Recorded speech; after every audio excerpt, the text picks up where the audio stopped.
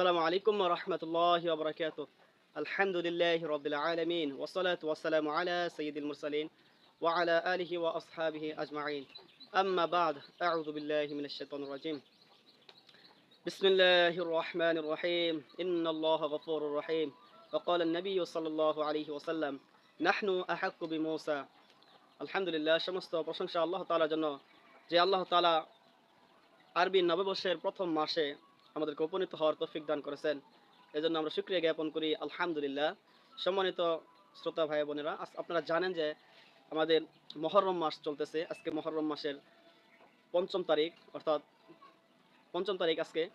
তো এই মাস সম্পর্কে রাসূলুল্লাহ সাল্লাল্লাহু আলাইহি সাল্লাম বলেন, শাহরুল্লাহ।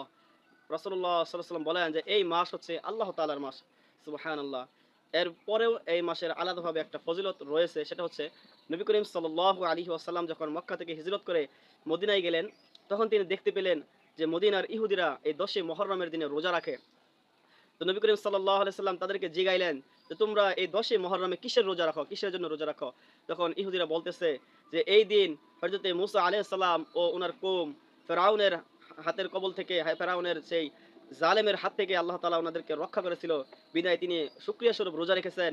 যেহেতু আমরা তার উম্মত, সেই সুবাদে আমরাও এই 10 মুহররমের দিনে রোজা রাখি। তখন নবী করিম সাল্লাল্লাহু আলাইহি সাল্লাম বললেন যে আমরাও রোজা রাখবো।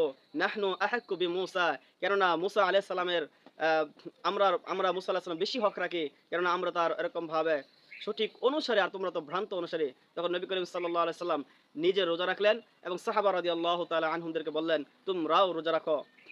তখন রাসূলুল্লাহ সাল্লাল্লাহু আলাইহি ওয়াসাল্লাম বললেন, যেহেতু ইহুদিরা 10 তারিখের দিনে রোজা রাখে, তো তোমরা কি করো, এর আগে পিছে মিলে যে কোনো 2 দিন রোজা রাখো। হয় 9-10 তারিখে রোজা রাখো, অথবা 10-11 তারিখে রোজা রাখো।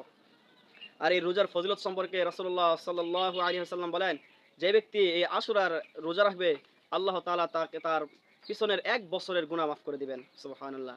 এজন্যই আমরা এই বিষয় জেনে আমরাও ইনশাআল্লাহ সকলেই নিয়ত করি যে আমরাও এই আশুরার দিনে রোজা রাখবো।